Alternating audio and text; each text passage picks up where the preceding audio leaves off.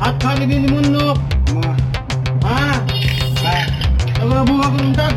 बार्शी शहरातील मुख्य चौकात हातात कोयता घेऊन दहशत माजवणारी घटना भर दिवसा घडली. या घडलेल्या प्रकारामुळे नागरिकांमध्ये संताप उसळला असून बार्शीच्या सुरक्षिततेबाबत गंभीर शंका उपस्थित केल्या जात आहेत. हातात कोयता घेऊन निर्भयपणे प्रवेश करणाऱ्या या व्यक्तीने दुकानातील साहित्याची नासधूस केली आणि शिवीगाळ करत दहशत माजवली.